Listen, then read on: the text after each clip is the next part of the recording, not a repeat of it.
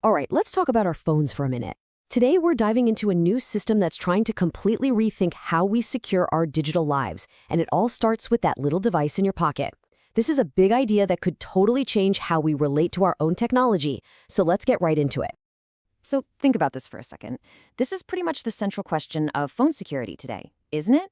It feels like we're stuck with this awful choice between two really bad options. You either have an easy cloud recovery that a hacker could totally exploit, or you have this Fort Knox level security that could lock you out of your own life forever if you slip up. It's a really tough trade-off. So here's how we're going to break this all down. First, we'll really dig into that security dilemma we all face.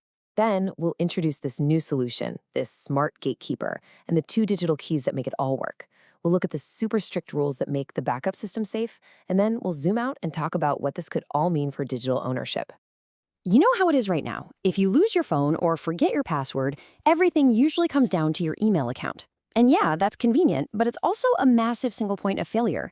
If a hacker gets into that one email account, they basically have the keys to your entire kingdom. The flip side, a system with no backup at all, pure, unbreakable encryption. The only problem is you forget one password, just once, and poof, everything's gone. Neither of those options feels all that great, does it? But what if you didn't have to make that choice? This new system says there's a third way. It proposes this idea of a smart gatekeeper that's built right into your phone's OS, and it's designed from the ground up to give you both that ironclad security and a safe, smart way to get back in if you need it. It really is trying to get the best of both worlds. Now, the official, fancy technical name for this is the Identity Abstraction Layer, or IAL. But let's be honest, Smart Gatekeeper just sounds way better, and it's a perfect description. I want you to think of it like a super intelligent bouncer for your digital life, living right inside your phone. It's really smart about checking your ID, and it understands that, just walking in requires less proof than trying to get into the VIP section. So how does this Smart Gatekeeper actually pull this off? Well, its power comes from a really simple but kind of brilliant idea.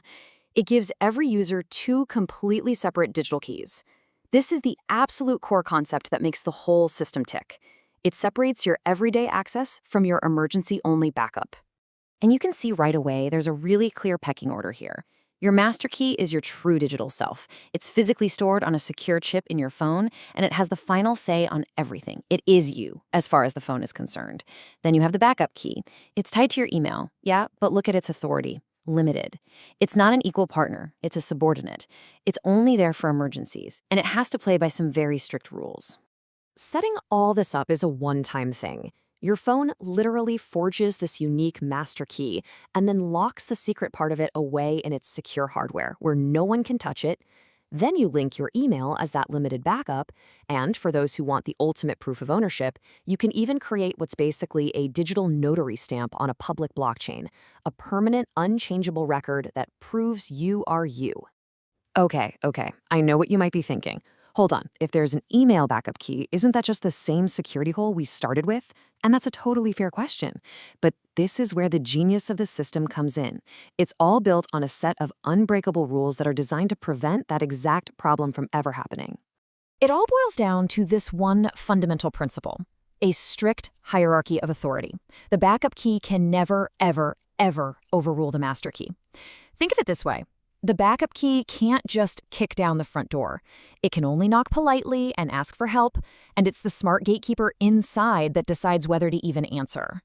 And this isn't just a suggestion, it's a hard-coded command in the system. It's basically a master switch called recovery constraints met.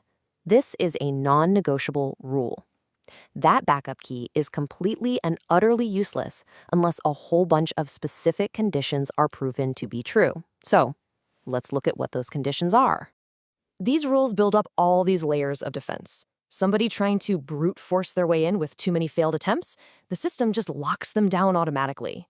Trying to recover the account, it's going to demand extra proof, like a code sent to a different device or a biometric scan. And even if access is granted, it might just be for a very short temporary window. And every single attempt, success or fail, is logged forever. All right, let's play this out with a really common threat. A hacker is good, maybe they use a sophisticated phishing attack, and they get your email password. With a lot of today's systems, that could be game over.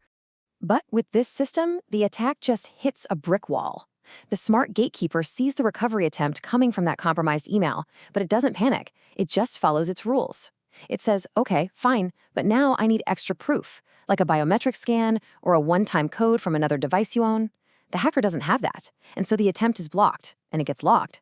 That's that strict hierarchy in action. So, what does all this technical stuff actually mean for you, for the person holding the phone? Well, it's a fundamental shift in control. This is all about moving from a world where you're just using a device to one where you truly own your digital space. And what's really cool is this isn't a one-size-fits-all thing. The system can be set up in different flavors. The commercial mode is probably what most people would use with a safety net from their provider. Hybrid is for tech-savvy folks who want a bit more control. And then there's sovereign mode. That's for maximum security, where only your master key has any real power at all. The important thing is, you get to choose. So if there's one thing to take away, it's this. We're talking about a move away from a world where we basically rent access to our own data from big companies. This system is designed to give you the deed to your digital house. It puts the ultimate authority, that master key to your digital life, right back in your hands, right there in your pocket. And that just leaves us with this huge, fascinating question. Once your phone becomes this true digital vault, one that you, and only you, really control, what else can it secure? Your driver's license? The keys to your house? Your vote? When you really stop and think about it, the possibilities are pretty profound.